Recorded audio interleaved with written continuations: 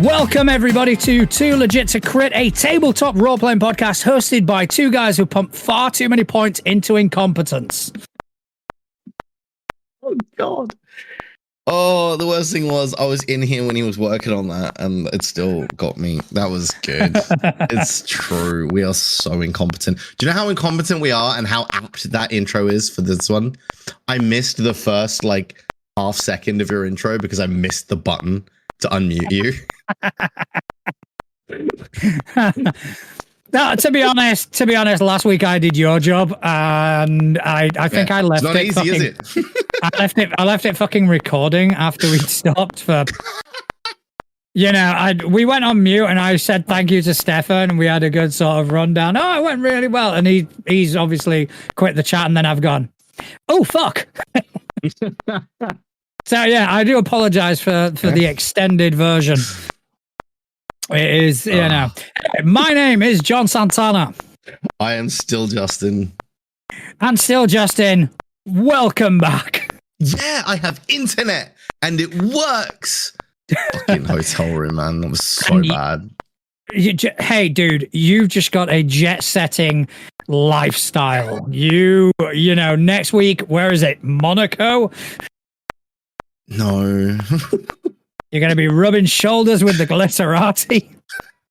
Dude, I wasn't even anywhere nice. I was in St. Albans or something. What was it's it? Not a bad place. It's just not somewhere you go on holiday or something. There's nothing to do. Yeah, you're in a travel lodge or something. Is that where they put you up? Did they put you up in a travel lodge? I was in a Premier Inn, thank you very much. The travel lodge was next door. I'm not even kidding. It's literally next door. I have to walk past the travel lodge to get from the car park to the hotel. I say that almost knocking it, but dude, hey, that's a good room, man. They come to town, they stay in a travel lodge. It's fucking amazing. Yeah. I ain't gonna knock it. No, I mean, the thing is, they're good rooms. It's just the internet was so bad because they want you to pay for the premium internet, don't they? That's how they get you. You owe me a debt of gratitude there, my friend. You know why? Because I have a photo of the face you were pulling. He does.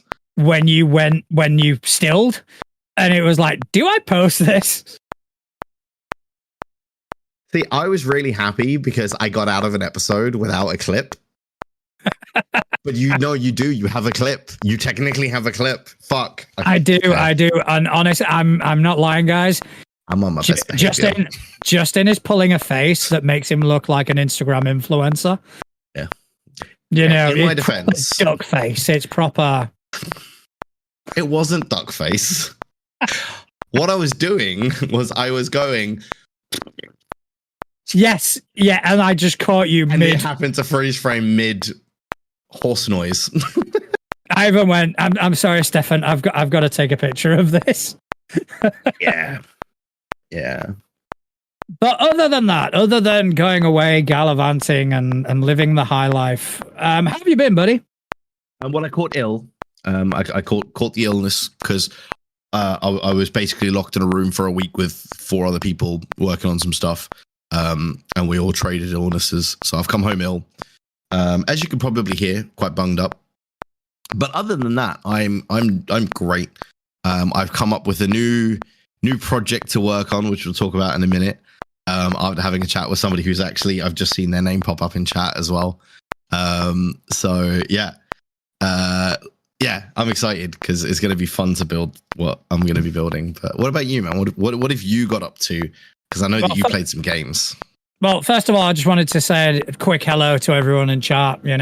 Guys, thank you ever so much for supporting. It means the world to us. As for some gaming, I've been in some gamming. Got back to, well, obviously Wednesday in this case. It was Wednesday. Was good old Fabula. Yes, I miss Fabula. Again, you were away with your new friends in the high life. You were drinking champagne and whatnot. I don't drink. I was fair. You were drinking non-alcoholic champagne. I was eating a mixed grill in a Premier restaurant. Mixed grill. It was pretty good. It was pretty good. I'm not gonna lie. I can do some damage to a mixed grill, motherfucker. It was pretty good, and it was covered by expenses. So there you go. I don't even get expenses. You know, we don't get expenses. But yeah, so we got back into Fabula, which was once again a good laugh. We will update you next Fabula game about what's been happening with your character. Well, last I heard is I'd got a black card, like the Nando's black card, to what's the restaurant called? A Little Slice of Home. Yeah, that's it. Yeah, which is the Saiyan theme restaurant that is a franchise. So I've got a black card to that now, and I told Couch that my character's new drive in life, aside from resetting up his bee farm, his drive in life is to eat them out of business. Fair enough. I'm not going to give anything away. I think Couch has posted a little spoiler in the chat there, so I'm going to kind of leave you sitting with that. A barrel of gin. The barrel was a prominent figure in the game. Not going to lie. Well, yeah. One thing we did play that we could talk about that we haven't had a chance to talk about, because obviously there's been the guest episode between it and now, was the Delta Green game. Yes. I was the handler. I was the handler for Delta Green, and I've got to say, I've played it a few times. I've played it with different people, and the team dynamic is fucking phenomenal. Well, yeah, because I mean we've got our NSA analyst. Yeah, there's an NSA analyst. We've got we've got the good doctor who is in chat right now. Yeah. We've got Chris's soldier who's basically on a babysitting errand. We've got our astrophysicist, and then the best character by a long way, and I'm not biased at all. We've got our social media manager from the right, breathe. I can get through this, I swear. We've got the social media manager from the CDC. No, it was tweeting everything. It was a phenomenal session. How did you? I mean, because obviously my perspective is somewhat askew because I love the system, and you guys played it really well. You guys did really well in that scenario. It was so did you find it? It was so fun, dude, and like it's one of those as well where after the fact, I was thinking, because obviously I had a lot of driving to do recently, going away for work and stuff. I found myself thinking about some of the stuff that happened, and there was certain bits of thinking back on it now, I'm like, fuck, how did we not pick up on that? For example, the one that I realized after the fact is the dog that we found in the dog house, right, was only like a few weeks dead, but nobody had been in the house for like months. That doesn't add up. Yep. And I didn't put two and two together until like 4 days later. No, it's a good scenario. It's a good intro scenario. Yeah. You guys did really well. And when kind of like the combat started, the rolls were really good, and mine were shit. I did some really shitty rolls. I actually didn't roll badly for a change. You didn't. You did. You rolled all right. It was a miracle. So yeah, Delta Green was a lot of fun. We got another one coming this Thursday. Yes. I have already selected the operation. I've already prepared the operation, and this is now. You are now graduating. I'm just going to get in character. Yep. So you guys, essentially, the first operation was this, and now you guys are graduating. This is going to be like a multiple session sort of scenario. Dude, it is phenomenal. So we're going to have a lot of fun with that. So after that, on Saturday, I played some Pathfinder. Yes. Pathfinder Society over at Wayland Games in Hockley. And that was really good. And I did something I don't normally do, or I've never really done before in Pathfinder. And if you say kill a character, I'm going to slap you. No, nearly did though. Jesus Christ. I was on fucking fire. You're making up for your Delta Green rolls. I was on fire, and it was like, at one point, I crit a character twice in the same turn. Oh, and it was brutal. Even funnier because he got cocky. So I rolled first, and obviously Pathfinder 10 above is a crit. So it's like bang, crit, and then my second roll was a natural 20. And it's like, yeah, get cocky now, motherfucker. And those dice from Cryptic Crits were working overtime. Very well. They were working. Yeah, they were. Because you weren't using them for Delta Green, were you? No, I used the Yeah, I'm glad. I got for Secret Santa. That's going to change on Thursday, though. No. I tried rolling those. It's like, they're too heavy, too clunky. I need something lighter. Social media manager. I'm gonna bring in my Cryptic Crits. Bring in the big guns. Cryptic Crits. Let's kill some characters together. Yeah, they were awesome. But one thing I did in the Pathfinder game, which I've never done before, and after I've done it, I've kind of looked and kind of gone, that just makes sense. Why haven't I been doing this? We were getting pressed for time. So I just went in combat. I went, right, I'm not bothered. This creature's AC is 20. If this ability's DC is 23.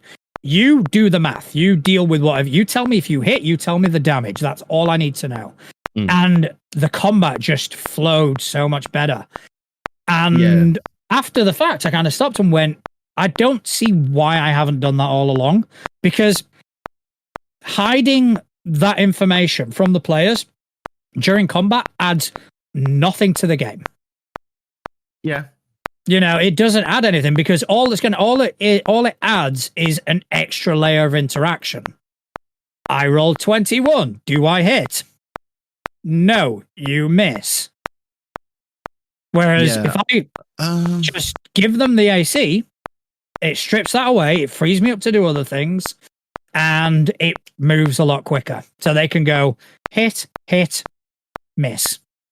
Yeah, no, I mean, I can see where that would be valuable. I think for some tables, it's not always going to be good because some people really like to RP out even in the combat, right?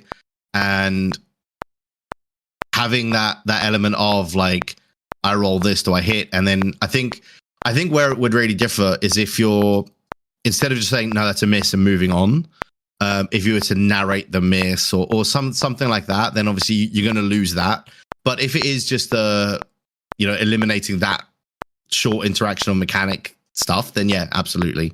Because you're right. In that situation, you aren't adding any value or anything. It is just a case of doesn't. And let's be honest, as well, by the third attack, most people have figured out the AC anyway. Exactly. I mean, so it doesn't add anything. And in terms of narrating, I can still narrate. I've even got more time to narrate now. True. Actually, yeah, on the bigger moments. Yeah, I hit this, I missed that. And, you can kind of go, okay, so your first shot lands true, but your second shot, just because of the way his body moved, kind of misses. And you can like embellish without having to break the immersion by going, oh, did you roll a 21? No, it's not going to hit. Yeah. Whereas you can just kind of go, that's what you need to get. And that is the reason I started doing that is because obviously in Delta Green and Blades in the Dark, there is that interaction doesn't exist because if you failed, if you've succeeded. I mean, so I did that, so and much it worked. About the second one, but you succeeded a couple of times on Thursday, like once. Yeah, but I mean, you got to get ready to to fail because that's when shit gets fun. So obviously after that, then we got back into my homebrew campaign. Well, just on that quickly, somebody in chat's just put, Zarasaurus, great name. They've been experimenting with 2-turn combat. So a bit like Fabula, where the players have a turn and then DM has a turn. and essentially bringing that into like other games, right? And I think there is value in doing that as well. That whole fabula mechanic of like party initiative. Yeah, I mean, the initiative role or the initiative rule, as it were, I think that can be heavily contested because ultimately it's not really going to matter unless there are abilities which hamper who's coming after you. Yeah. Case in point, you have the Cypher system. The Cypher system, there is still an initiative roll. But the initiative results are you either beat me or I beat you. There's no in between. So it's not a case of, okay, so the GM's got this creature, that creature. It's no. It's whoever beats the GM goes first, then the GM goes, and whoever didn't beat the GM goes last.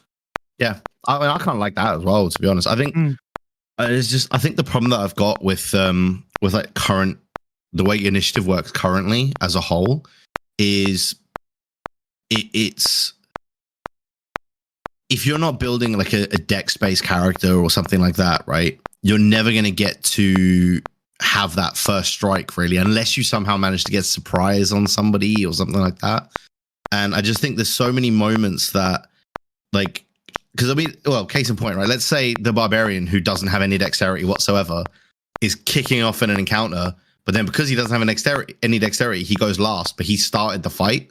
It just doesn't make sense a lot of the time. That is yet another thing that the second edition kind of fixed. So to roll initiative, by default, it's perception, right? Yeah. That is the default initiative. I see you, you see me, who's going to react first depends on what we see, sort of thing. However, if you're doing something else before the fight starts, you can argue to use another skill. Yeah, I like that. Oh, for example, there's a bit of a standoff. You've got the bad guy and their minions, you've got the good guys and their minions, and all of a sudden the paladin goes, I'm going to rush him. Yeah. Out of the blue, I'm going to rush him. Then I would go, all right, roll athletics. Yeah. Yeah, that is your initiative because that's what you're doing. Roll athletics, and their athletics is through the fucking roof. Yeah. No, absolutely. And I think that definitely just makes more sense, right?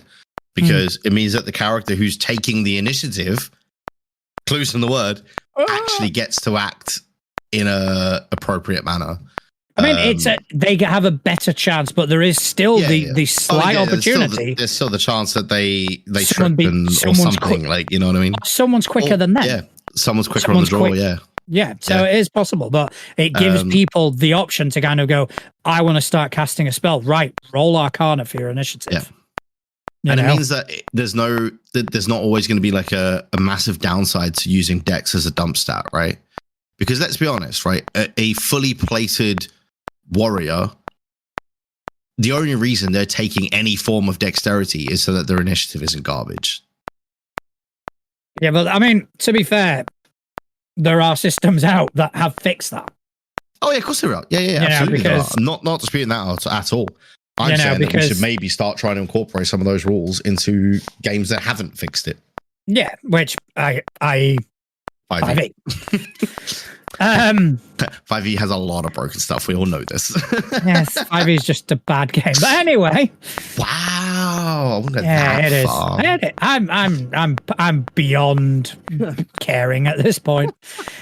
But anyway, so that has kind of been my week. That is, so yeah, it's been good. It's been a good weekend of gaming. Again, looking forward to another week of gaming ahead, and we've got some more games coming up. We've got a good game on Sunday that we're going to be playing, and I'm excited. That's something that you will learn about in the very near future. Yes. All right. But projects. Talk to me about projects. So the project that I'm starting is because of a conversation that I was having with Zarasaurus in the chat.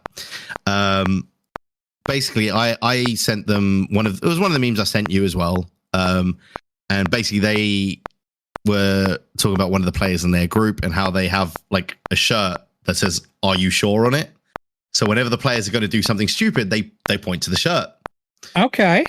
So I jokingly was like, I should build you a little sign that basically says the same thing. But then I had a thought of building a whole bunch of signs for, like the, "Are you sure? You can certainly try." Do you touch it? Do you touch it? That was the next one. Yeah. So like building out a few of these little signs and just like making them, like those wooden signs that people put next to a pond with like "keep off the grass." Yeah. Like, so that kind of style that you could just hold up and be like, "Are you sure?" I'm envisioning Wile E. Coyote. Yes. When he would fall down a ravine and he'd hold up the sign. You've got to do an uh-oh sign just for that reason only. Or just for when the players are like, "I'm going to touch it," so you can put down the "do you touch it" sign and bring up the uh-oh. Yeah, I like that. Yeah, 100%. Zara's also saying they need a "do you touch it" 100%. I think we all need that sign, let's be honest. Dude, jokes aside, that is an Etsy store sort of idea. Yeah. So you open the door? Yeah, do you go in? Oh, do you open the chest? Oh, so you open it? Yeah, I'm liking. I'm eager to kind of see this. One. You're going to put it on? That has happened recently in a Fabula game. You putting that on? Yes, I've been told about the cloak that is speaking to him, because that's always a good sign. I put on this piece of clothing and it started talking to me. Nothing ever bad happens when clothes talk to you. Shut up. Sorry, John was talking to me. Yeah, no, so that's the project. So that's what I'm going to be working on. So I've been digging out foam and stuff to build it, and I'm going to give it like a wood texture and stuff, and it's going to be awesome, and I can't wait. It's going to be so much fun. I like it. I like the idea. I do like the idea. I actually wanted to kind of bring your attention to something that I saw as soon as Trello starts behaving itself. Remember, like a couple of weeks ago, we were talking about N-World kind of doing the most anticipated RPGs of this year. 2024. Yeah. Results are in. Hey. We could go through them and, give our less than expert opinion. We can certainly try. See what I did there? I'm absolutely going to use those signs on the podcast as well. Yes, I fully support that. All right, so obviously N-World a few weeks back they did a most anticipated role-playing game systems of 2024. And there was a whole list in there, some of which we may have agreed upon, some of which we kind of went, eh. And I think the results are going to be quite divisive and quite the same. So we will start with number 10. Yeah, I just loaded up the list. Oh, I was going to surprise you. Well. Oh. Right, so number 10 is Tales of the Valiant. What do you think? I mean, I get it. Like, there's a lot of hype around it, but from what we've read and what you've told me, it's just 5e with a different shirt on. So I don't know if I would say it's one that I'm most looking forward to. It would have been if they'd done more with it. I'm inclined to agree. Don't get me wrong, I've backed it. I'm going to be in it. Yeah, true. So, I'm a big fan of Tales of the Valiant for what it represents. It represents stepping away from a shitty company. It represents, gaining a distance from Wizards of the Coast, from 5e. And I just think that the whole thing was overhyped. Yeah.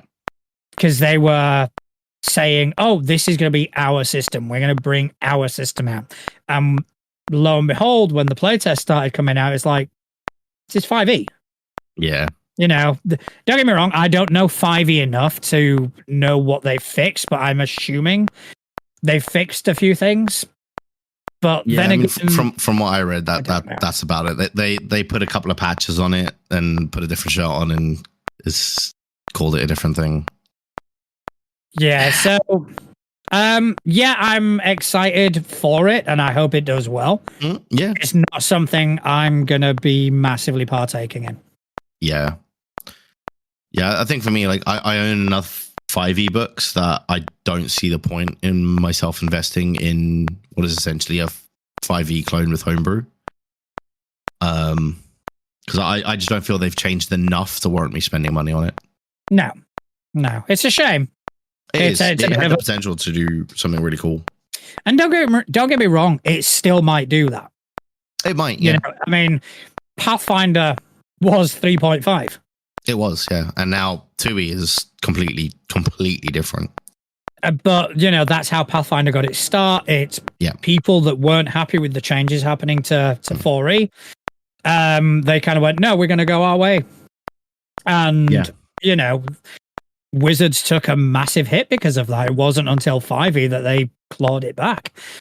But, so it could work. It all depends on how this latest edition of D&D is going to get received, and I don't think that's going to be very well. I think that's going to be the key is how the changes to D&D happen. If they patch the same holes, then Tales of Valiant is going to struggle. If they don't patch the same holes and they make more holes, then there's a strong possibility that Tales does well.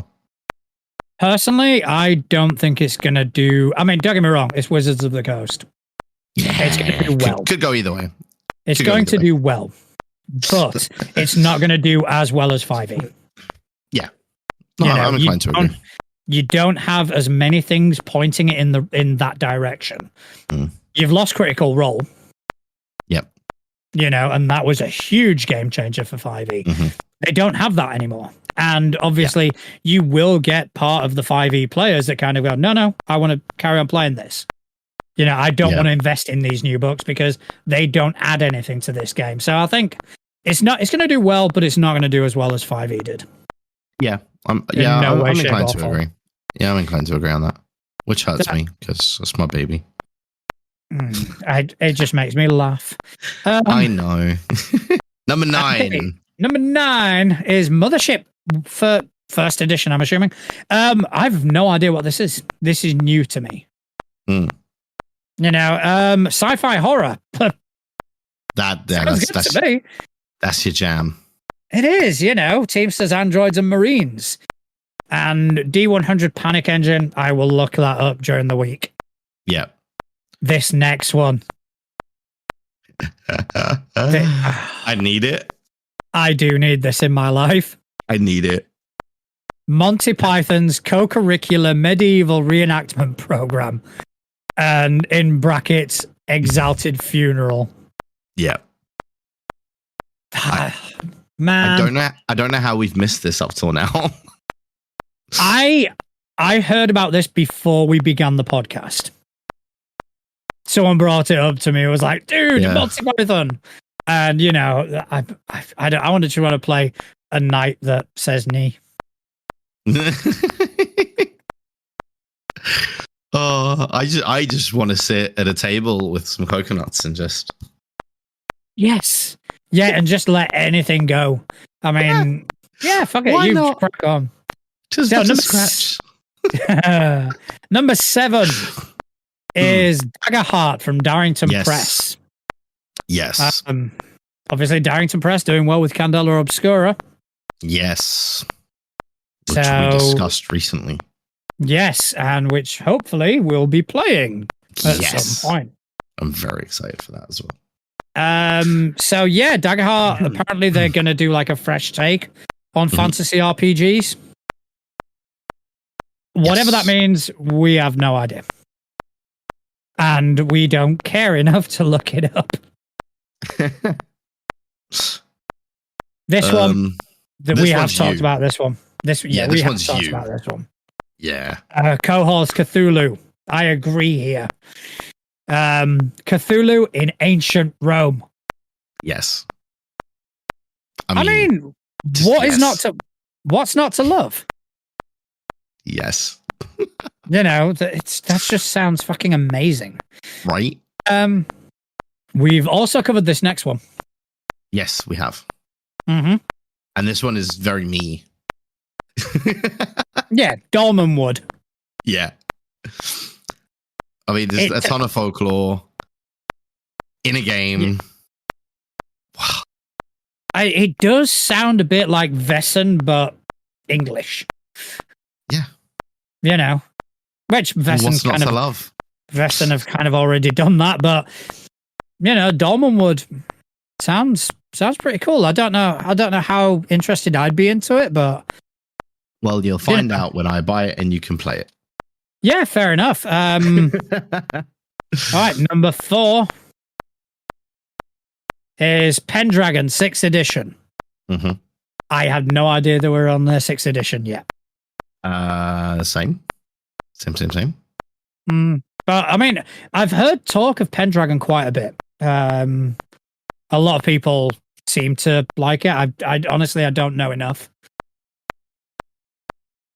I mean, yeah, I think it was first announced long before we even considered doing this, because this is its 4th appearance on this list, apparently.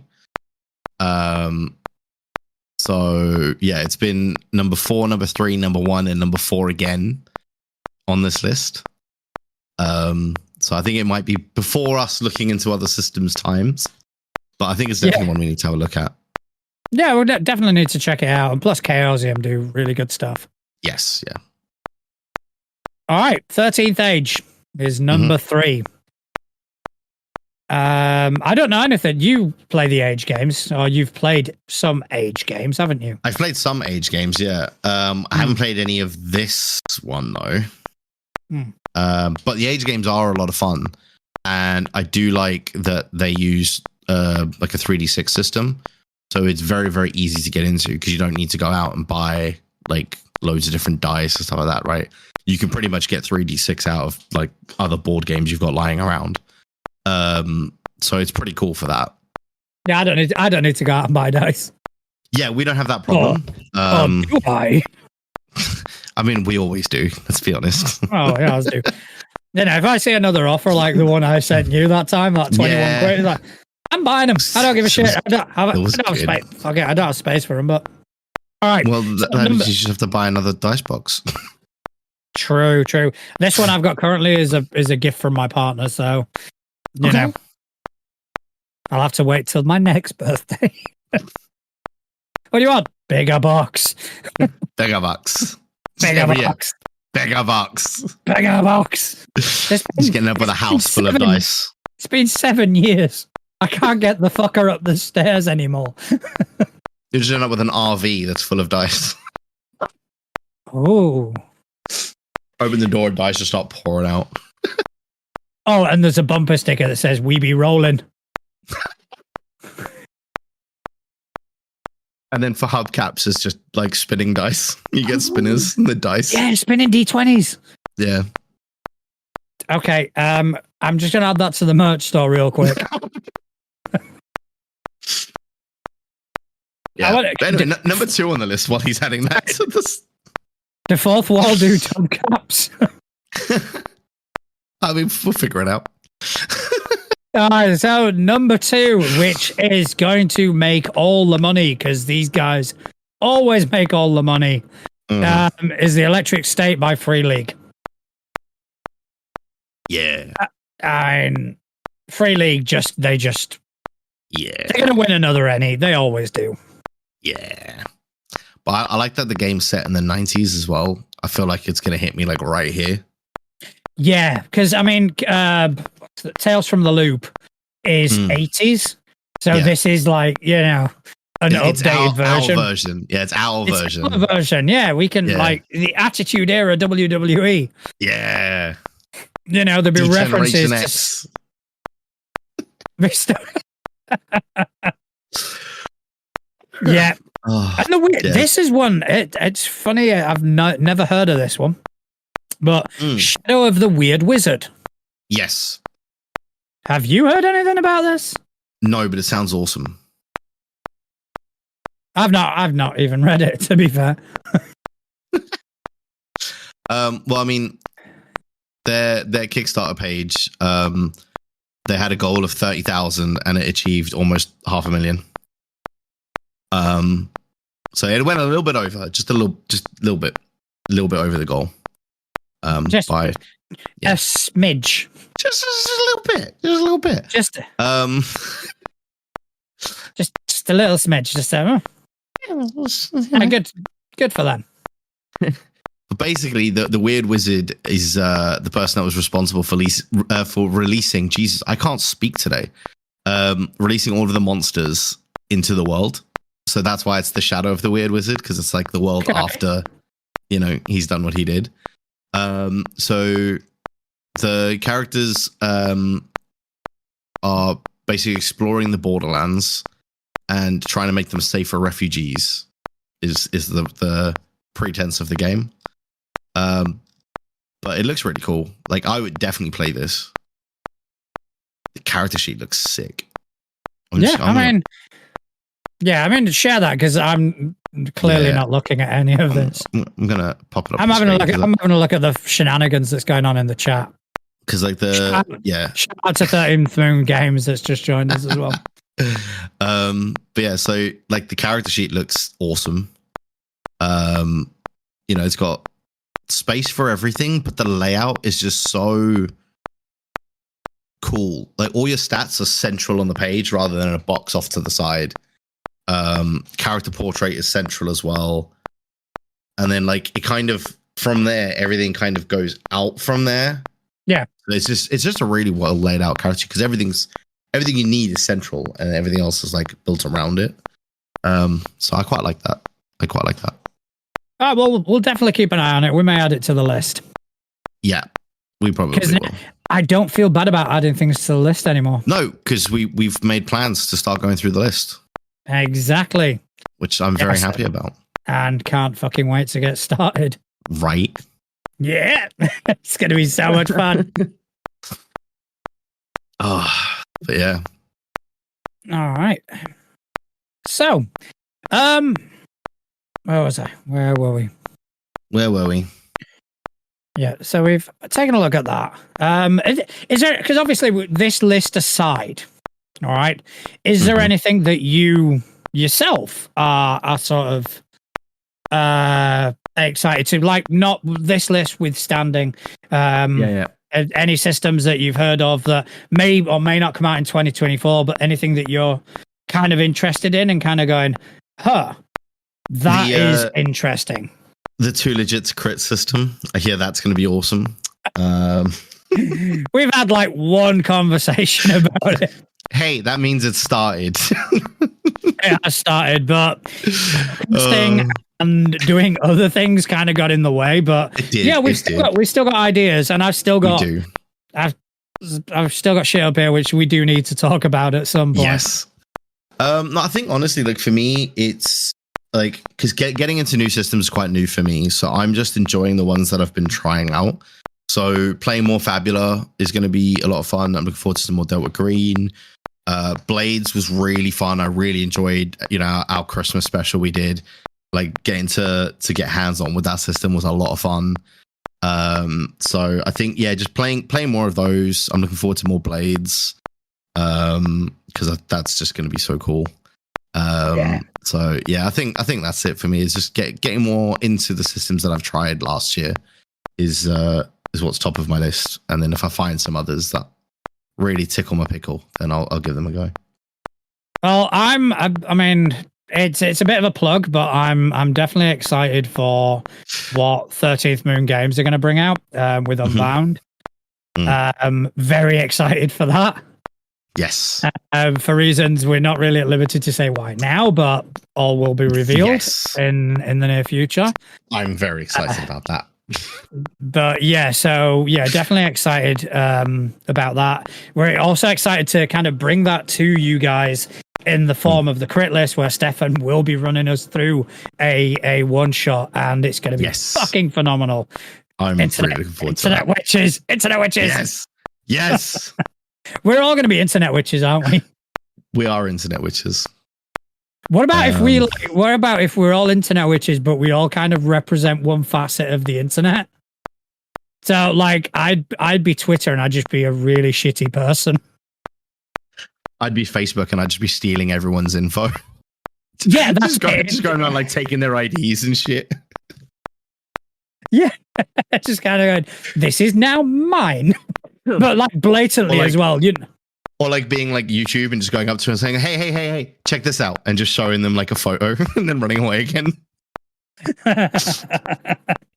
This is what, just thrusting a photo in people's face and going, this is what I had for dinner. Cat says he wants to be Reddit. Oh, you know, okay, if he's going to be Reddit, I'm going to be 4chan, motherfucker. I think he needs to pick a subreddit, right? Yeah, he does need to pick a subreddit. Because that's too broad. He can't just be Reddit. He may as well just kind of go, I want to be the internet. I want to do the internet. You got to pick a subreddit. Yeah. We'll give Couch to the Bluey subreddit. I think that's going to be his jam. Yes. Yeah. You can have the Bluey subreddit. Although I feel like the Bluey subreddit would be actually pretty wholesome. It is. I don't know about the subreddit, but Who's Tumblr? Who's Tumblr? Who could be Tumblr? I don't know.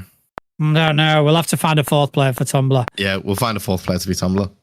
But yeah, speaking of like Bluey and the Reddit sort of thing, I was actually, because you know my daughter's a fan of Bluey. I'm a fucking fan of Bluey. It's great. So we actually, I should say, on Facebook joined a few like, you know, Bluey groups and this, that, and the other.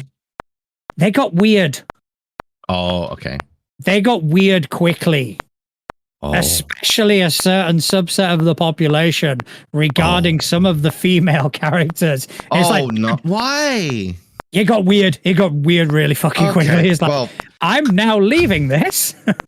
Let's move on. But I mean, like other systems that I am excited for. I'm excited to see what the Matt Colville thing does. Yes. Oh yeah, I forgot about that. Actually, why wasn't that on that top 10 list?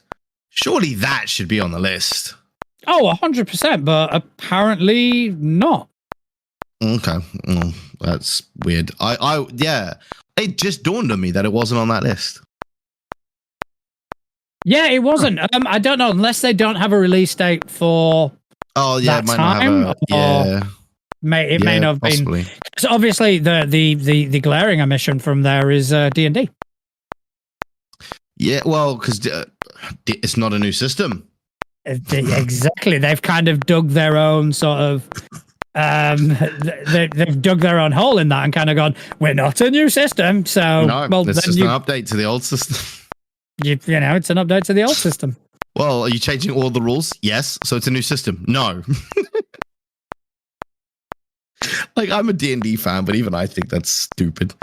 I think honestly, I just think something needs to be wrestled. D&D needs to be wrestled away from Wizards of the Coast at this point. Somebody needs to save it. Just stop it. Somebody just needs to walk in and, like, you know that video where that dude just starts slapping everybody at the party. I was looking for a GIF about that the other day and I couldn't find it. I was really disappointed, but yeah, I know that. Someone needs to go into like the Wizards building and just start slapping them all to knock some fucking sense into them. That's. Yeah, basically, I offer myself as tribute. I will walk in and I will kind of go, "Hey guys, yes, yeah, John Santana, too legit to quit." I just want to introduce myself. You know why I'm here. Form an orderly line, please. Oh, that'd be amazing. Oh, well, speaking of lines, do you know where there is often... Where are you going with this, Justin? do you know where there is often a line in the town centre at the notice board? All right, okay. That was clumsy, but... That was good. Oh, come on. That's about as good as we get with segues on this. In fact, as far as our segues go, that was top tier. All right. Okay. I know. Right. Okay. What have you got for us? Oh, we're doing initiative. Yes, obviously we're doing initiative. Oh, Right. no, we're not. My dice are in the car. Yes, but I'm rolling for you. I always roll. Oh yeah, for because you. I don't. Yeah, because I don't roll my own dice anymore because it's better that way. All right. Okay. I am giving you a red, That's fair. and obviously purple. Yes, Zara. Absolutely. Zara says they feel a fish is also required in that slap. I think that's when you get to like the executives.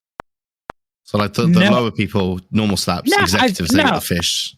No, I think the size of the fish would grow. Oh, okay. Yeah. So yeah. Like the people in the mailroom, it's just a little with a goldfish. Yeah. But, if you can just get a fucking full tuna. I almost feel the goldfish is more insulting. Like you're like flicking them.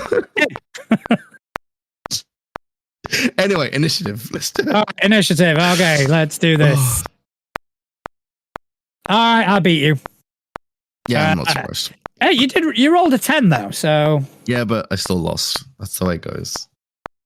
We've established I don't roll ones. I just roll lower than I need to. That's the way it works. Okay, so I need to actually, a professional would have had this queued up. I mean, I did. So I don't know why I did. I knew I was losing. That's what the script says. The script says Justin loses every single time. Yeah. All right. So basically, I picked this week a submission by Cats Have No Lord. Great name. Which took me a while to discover that was the name, as opposed to Cats Have No Lord. That's not how I read it. Yeah, I read it like Cats Have No Lord because I'm a fucking idiot. No. No.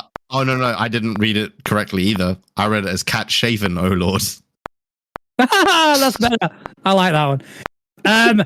Although on the actual website it is spaced out, so it was for this submission that they've put it together. But got squashed together, yeah. Cats Have No Lord. All right, so apparently they put out this this dungeon a while ago, and it's a preview of a big adventure that they're working on for Zine Quest next year.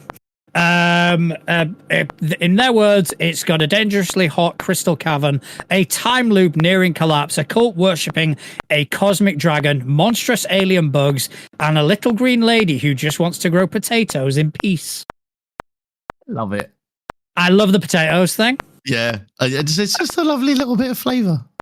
Yeah, so it is a preview of Insidious Bloom, which is going to be a science fantasy adventure for the Cairn system.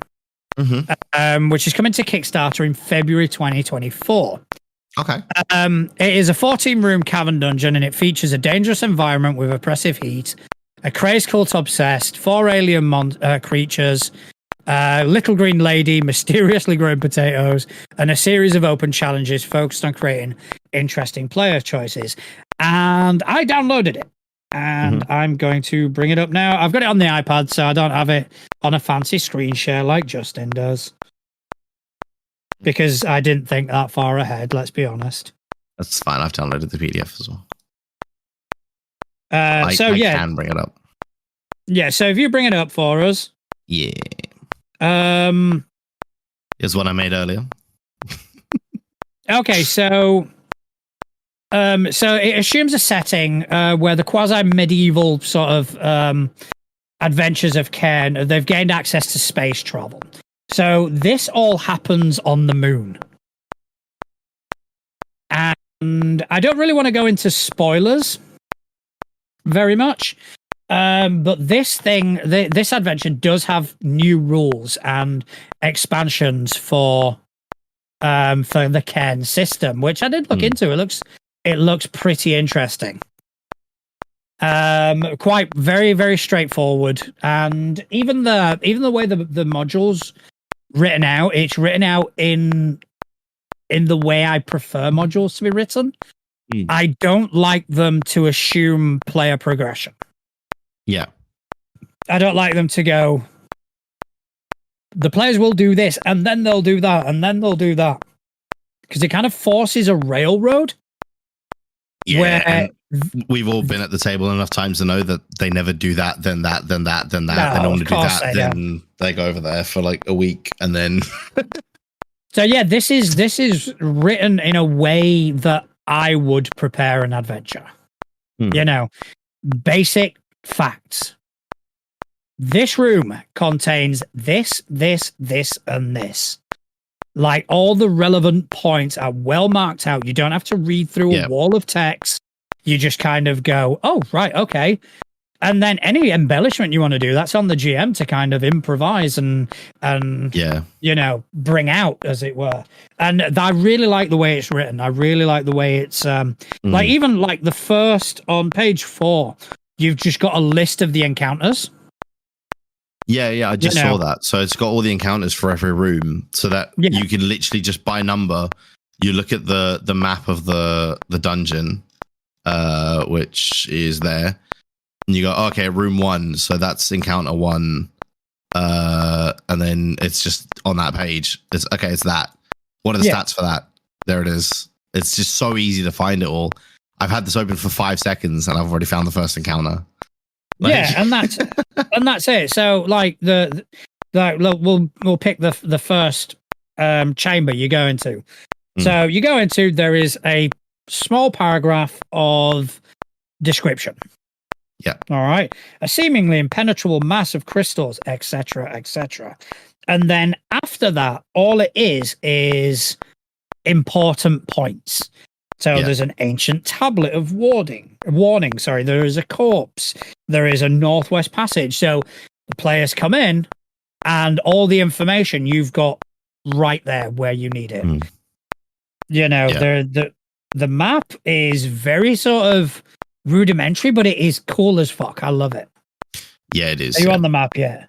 I've just shown it. Yeah, it looks hand drawn, but it looks really well hand drawn, as it were. You know, nothing. It looks hand drawn, but like it's the kind of hand drawn map that you would expect like a previous adventure to have maybe sketched out. Yes, exactly. And that's how I think maps should be, right? Because it's something that's always kind of bugged me with a lot of like modules and stuff. Is like they're like, oh, here's a map of the dungeon to use as a handout, and it's like this perfectly gridded out like thing, and it's like that's not how caves work. It's always kind of bugged me. I mean, my favorite thing is the image on, what is it, page number 7, page 16. All the illustrations in the book are all in black and white except for one. Oh yes, and it's amazing. And it's just amazing. It's a picture of like cultists. There's like exploding crystals in the middle. Yeah, exploding crystals in the middle, and I just fucking love it. Yeah, it's awesome. I do like it because like it kind of gives that vibe of like this was scribbled down by like somebody that's got in there, or like maybe like a former cult member that's like defected and it's like, you guys need to go shut this shit down, right? And he's just like quickly sketched this all out or something. I like it. It's really cool. Yeah, it's definitely cool. And to be fair, I know it's for a different system, but I could probably run this. Yeah. In anything. That's kind of how well. I mean, all you do is, you know, I could change the stat blocks and run it perfectly fine in Pathfinder, for example. Yeah. Yeah, you know, it's definitely. So, guys, check it out. It's called Jaxon's Claim. It is a sort of an intro. Oh, that's stopped working now. Just when I wanted to bring up all the information, it's kind of gone and crapped out on me.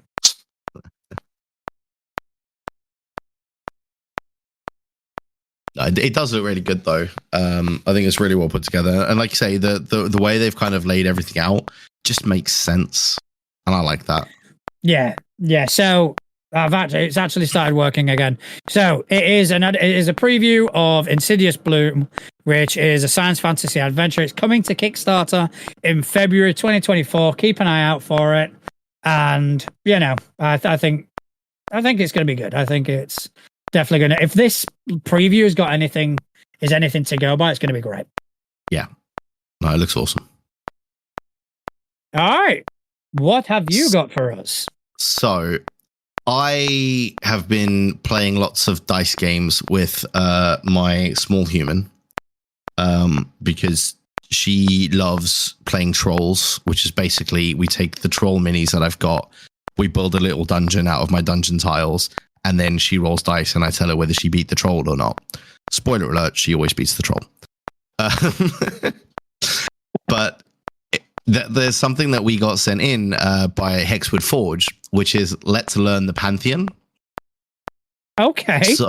So it's an illustrated companion to any fantasy role-playing setting, and it's done in the style of a children's book to teach them about the pantheon gods. That's fucking amazing. It is. So I'm gonna pull them up on because they've got an Etsy store. And there's a lot of like photos and stuff on that store actually of the book. So I've just pulled it up on the screen now, so everybody can see it. So this is the cover, and it's great because like inside it, it's like a once upon a time, years and years ago type book. And it's got like these two characters inside it as well that are like scribbling in the book as they go through it, like little kids do when they've got a book, right? That's what you know. Yeah. But yeah, it just goes through like, you know, once upon a time, years and years and years and years ago. And it gives like the history of the realm, and then it goes like A is for Arachne. And it's like done like alphabetically, like, and Asmodeus, because you know they're both A, and it's like D is for Dea. And it's like it's just really cool because like it's such a cool way to give that information, but it's giving you, and it's one of the cool things as well because like I've always found that a lot of the times when you look up information for a deity in a game, there's so much irrelevant stuff that makes it onto that page that you just don't know what's relevant, right? But this, because it's like aimed at kids, or like it's written as though it's aimed at kids, it really does break it down to like, for each one, it's there are three things that the temples teach: embrace passion and bold and empathy, ignite the fires of love, protect those for whom you cherish. That's it. That's what this god is about. So okay, cool. Now it's really easy to run, you know, a temple of that god because I know what their core values are. You don't have to try and figure it out from 50 different sheets of paper. And it's just really, really coolly done. I like it. Like at the top of every one of the pages, you've got like the one character acting out stuff that the god's all about, and the other one be like, "Oh no," and just stuff like that. It's just really cool. Yeah, I like it. So, I do like it. I've actually brought Hexwood Forge up. Have you seen some of their other stuff? No, I haven't gone too much into that because I spent most of today just looking through this book because it looks awesome. I mean, have a little look at their other stuff. Yeah, they do like a lot of like there's 3D printed stuff as well. Dice trays, you know, all TTRPG and gaming sort of related. They go. Oh, that's cool. I don't drink, nor do you, but for somebody who does, there is a Hobbiton vodka hip flask.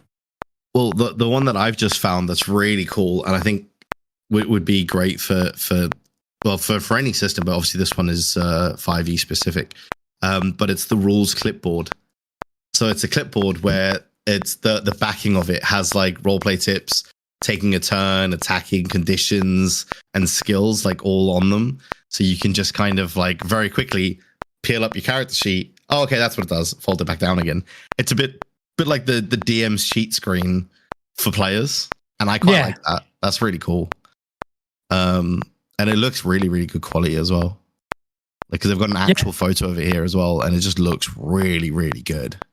Oh, I mean, there collapsible combat risers as well. I don't know if they're, you know, there is an area of effect universal spell template, which is quite cool. I'm looking at that.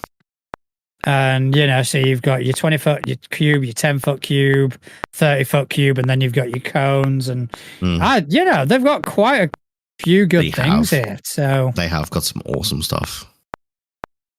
So, yeah, absolutely go and check them out. Their Etsy store looks really cool. They even have like home decor stuff where they've got like Oh, they've got Pokemon coasters and stuff as well. Yeah, I did see awesome that store, man. Yeah, it just looks like they've got so much awesome stuff. They even do minis as well. I'm checking out their clothing, seeing what they've got. Their clothing is more like earrings and stuff. No, I found the ultimate monster. Are you on the miniatures? Yep. All right, where are you looking? The death snail. Death snail. It's a snail with a skull for a shell. Holy shit! Yeah, that is awesome. What was that? Yeah, that is pretty fucking cool. Little guy, I need him. Yeah, that is pretty cool. He's probably going to appear at some point. I'm just having a look. What else there is? Oh yeah, they've got some cool stuff. Yeah, they've got some really, really cool stuff. So absolutely check out their store. I mean, the thing that brought us here was obviously that, the God's book, Let's Learn the Pantheon, which I love as a concept. And I would love it if they started doing like a whole series of that kind of book. Like Let's Learn the Pantheon. Let's learn, I don't know, pick a thing. Okay. Let's kind of workshop this then. Let's have a look. All right. So we've already done Let's Learn the Pantheon. Yeah. Obviously, it'd have to be somewhat system specific. Yeah. Well, I mean, like this one is obviously is 5. So it looks like a lot of their stuff is 5e. But I mean, you could even do something like let's learn the bestiary and just do like A is for. To be completely honest, that idea has kind of been done because it wouldn't be as good as this. That's what our friend bought my son when he was he was very little, and it was the ABCs of D&D or something like that. So it's like B is for beholder. Let's learn the old ones. Yes, couch. Oh, fucking! I'm there. Yes. All right, we need to send them an email back and be like, "Yeah, it's a great book. We have a recommendation for a follow up." C is for Cthulhu, obviously. Oh yes. Yeah, definitely. I'd be well into that. I like it. So so Couch so far has got the best suggestion. Yes, I think hands down. We cannot be outdone. We've got to come up with something better. Come on. I actually kind of like that one from Zara as well. Let's learn the classes and races. That could be like 2 separate books as well, right? So like a book on Let's Learn the classes and then a book on Let's Learn the races. Yeah, I like that. I do like that. Yeah. I still think Couch is maybe pipping that one. But I do like classes and races. I think that's pretty cool. Okay, so it's going to be lore. We've done gods, we've done classes, we've done races, we've done old ones. What about like just learning the map, right? Because D&D has like a set, like it's got its own default world, right?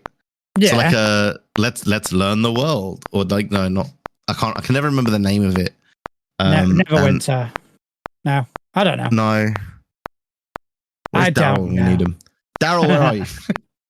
Because every time I forget, he sends me a text like the next day when he listens back, and he's like, "It's this." I'm like, "Fuck, of course it is." I have no idea. Yeah, like because then like you could go through all the different cities and like important points about the city. Because again, that's something that's always a bit of a struggle when you get to a city. Is like, okay, what's important information about this city? Especially if it's like a pre-existing one, right? So that could be a cool one. I still don't think it's as good as the old ones. See, I'm the only person who hasn't come up with one yet, and I'm feeling left out. I'm failing. I'm letting the side down. Armory. Let's learn the armory. Not bad. Yeah, just go through all the weapons and armor and stuff. Not bad because you can. Let's learn the schools of magic. Let's learn. Yeah, there you go. Schools of magic. There's yours. Took me a fucking while. All of those would be really good, I reckon. Yeah, let's learn the magic schools. There you go. Yeah. Cool. I think we should maybe send them an email. Yeah. Okay, we've got ideas. We had a look at your book and we have the ideas. Yeah, we would like to make some change. No, not make some change. We would like to add some things. We would like to add some stuff. Here is an entire book series. Start writing. Cats Have No Lord. If you are watching this, take these ideas. Yes. We give you these ideas. Just that was Hexwood Forge. Was that Hexwood Forge? Yeah, I do apologize. Yeah. But yeah. Yeah, fantastic. Mm. All right, I think that took a lot out of us, don't you? It did. I think it's time to maybe relax a little.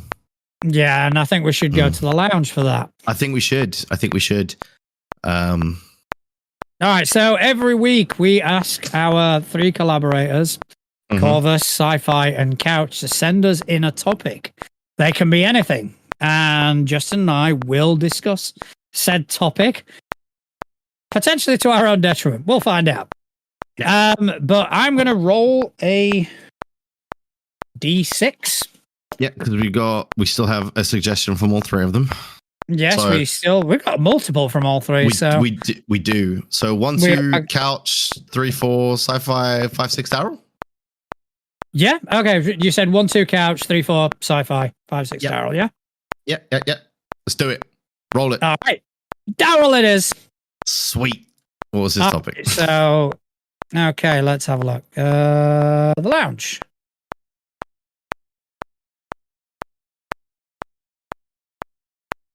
Okay. This one is all about story beats. Ooh. How do you apply story beats to a game? Now, I've always seen story beats as being emotive changes in a narrative. So you are coasting along, and then all of a sudden there will be a big story beat, and that will kind of change. How do you apply that to your tabletop role-playing games? Yeah, I mean, so for me, it's those are, I mean, we talked in the past about how we write a campaign, and you and me both kind of have the same approach to that, right? We'll figure out where we want them to end, figure out where we want them to start, and then figure out some bits in the middle. Yeah. So those bits in the middle that I figure out, those end up kind of being the story beats that I've planned out. So it could be the first meeting or the first interaction with some object would become a big story beat because that's going to be like a pivot point in the story. So I kind of I build them in early, because that way you can kind of build a lot more tension leading up to them and all that sort of thing. And I think it's a really cool thing to do, because if you know where the story beats are coming from and what's coming really early, it's so much easier to start building that tension towards it. Yeah. I mean, I do build some in. I do kind of have ideas. I've got ideas of these sort of cutscene cinematic moments where I kind of take the wheel and just kind of go, this is what's happening. I've always thought I am quite good at setting a mood. Yeah. I'll give you that. I'd say it's something that I've always been able to do, where I can very quickly go from one sort of mood to another. And I kind of build that into to these pre-written, as it were, story beats to kind of go, right, the emotion I want to convey, the emotion I want to bring out is hope, or it's fear, or it's despair, or it's helplessness. I want to bring these things out, and I will make sure that I am writing a certain way, that I'm using a certain type of phrasing, or I'm using a certain way of speaking. Yeah. They're the ones that I write in, whereas the ones that happen off the cuff, the ones that I kind of jump on, I kind of do the same thing, where we'll be playing and we'll be laughing, and all of a sudden someone will say something and I'll kind of go, now. I've seen you do that. This is what I want to jump on. And it a lot of times I do have the element of surprise on my side, because a lot of times what happens is a player will say something throwaway. We'll just kind of say something just as a throw, not necessarily a gag, but just as a throwaway comment. And I'll kind of go, oh, I'm going to zero in on that, and kind of zero in and kind of go, no, we're going to focus on this. And this is what we're going to focus on. And whether it's something uplifting, whether it's something distressing, I will zero in and I will use the inflection. I will use the right inflection. I'll use the right tone. I'll speak at the right pace to be able to kind of convey that emotion. We did in The Last Ride, which is my homebrew campaign. Mm-hmm. One of the players went to speak to a high-level cleric of a different god to ask for help. And just because there was a crisis of faith involved, and I zeroed in on it. And I went, I zeroed in and I embodied this NPC kind of going, we all lose faith. We all have these moments of despair. We have these moments of distress, and we need to push past it. And, then I got a message from this person kind of going, yeah, that broke me. Yeah. And I've always kind of prided myself on being able to do that. And that's kind of how I push story beats onto players. Yeah, I mean, it's something I've definitely seen you do, and you are very, very good at it. Because I mean, it's even little things like when we were playing Delta Green, and I was talking about how my character's always tweeting or whatever, and just the little things where I'd be saying that as a throwaway joke just to wind up Couch's doctor character, and then you'd be like, oh, you tweeting this, are you? And I'm like, no. It's just it's those little things that I think as well. It helps to like you say, it helps you to build to a moment that might not have been planned. But I think that is the key, is any story beat that you are intending to be an actual core beat of the story, it needs to have some kind of pivot point where it could go either way, is the important bit. Because otherwise it gets a bit and again, you using your example there of the crisis of faith type thing, there's a pivot point in that where he's talking to this this high cleric at the temple or whatever, where when this high cleric is saying, we all have these questions, and it happens to everyone. That could also then pivot him to go, well, if even they question it, is there it can go either way. And I think that's so important is to have it possible to go either way, because they're always going to go the way that they want to go with it. And then it makes it an even better moment for them, because the story led to the decision that they'd kind of already made. And that's just so cool when you can facilitate them getting their character down the arc that they want. For me, it's what keeps me GMing. Flat out. I mean, you can think of all the good times, all the bad times in my GMing career. What keeps me coming back is the way I can share emotion. I can, get people to feel things with a game, and that for me, it's almost an addiction. It's almost a high when it's when I set a mood. And when we're the first time you played Delta Green, we had that player who went, nothing's happened yet and I'm shitting myself. Yeah. It was true though. But again, that's something that I love about Delta Green, because I was actually going to bring something like that up actually, and I'm kind of glad you did. Is because the way that tension gets built in that game is because as players, we know shit's about to go off the rails, but it's not.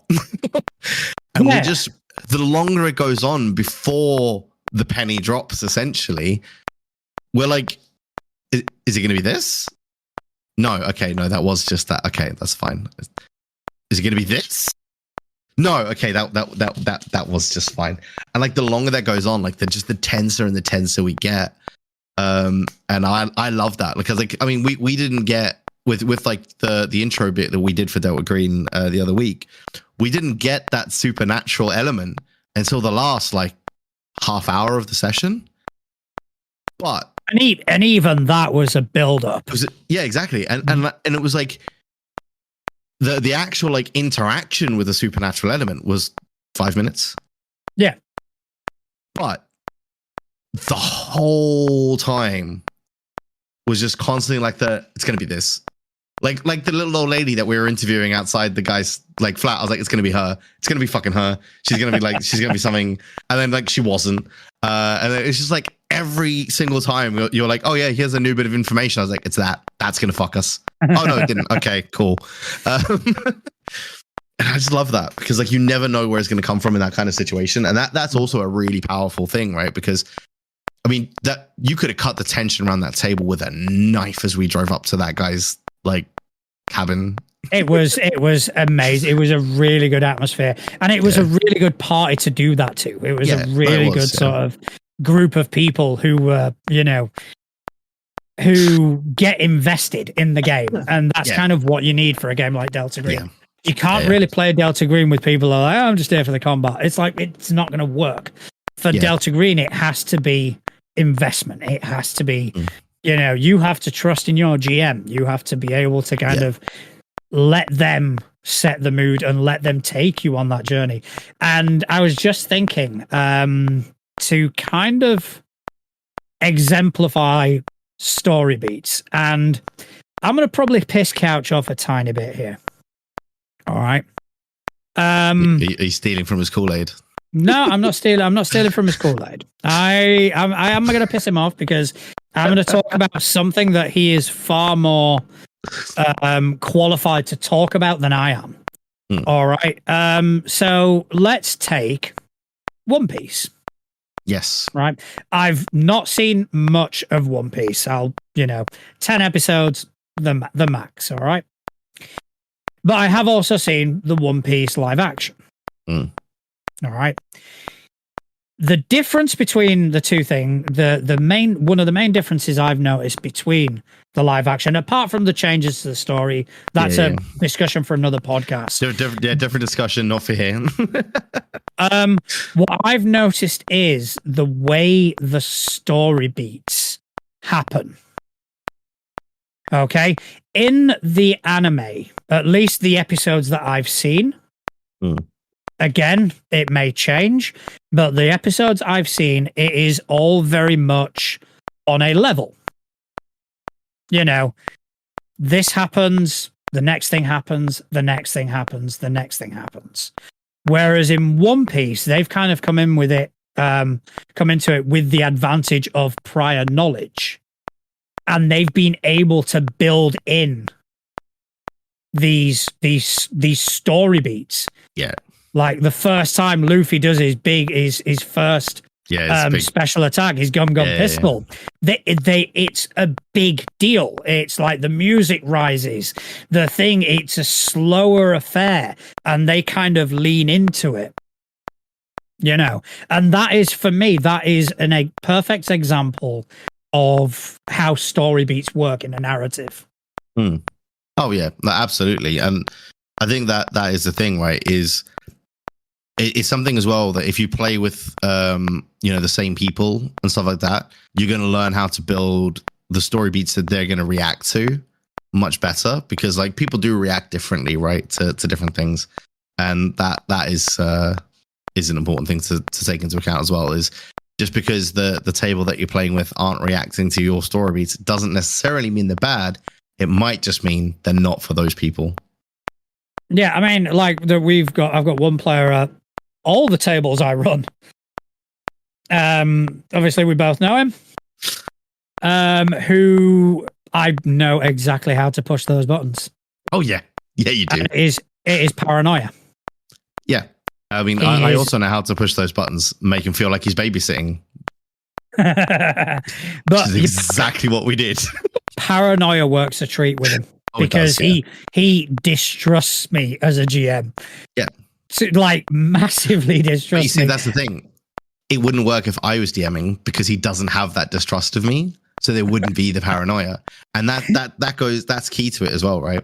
You got to know the dynamic you've got. Like in the game last night, they went and met this person who's genuinely there trying to help, and his character's kind of going, has anyone kind of, just sense motive? Or it reminds me of those memes where like the party spends 4 sessions looking at a door. It's just a door. To be honest, I've burnt him in enough ways to warrant that kind of thing. Fine. So it's fine. I mean, we've all been in that game where you get introduced to the mimic that you weren't expecting, and now you're distrusting of every item ever. It's like, oh, there's a table. Why is he talking about the table? The table's a mimic. Check the table. It's like the gazebo thing. Yes, yeah. Classic interaction. I love that one. Yeah. No, it's a gazebo. I shoot an arrow. Does it react? No, it's a gazebo. But the way it's phrased is exactly the way I'd say it as well. Oh yeah, absolutely. I if I didn't know any better, I would think that was from your table. Like, oh yeah. No, Justin, it's a gazebo. Hey, that wouldn't be me. I'm not the distrusting one. I would be I roll it. Oh, that one. I missed the gazebo. I missed the gazebo and hit a child. I hit the tree. The tree says, ouch. Wait a minute.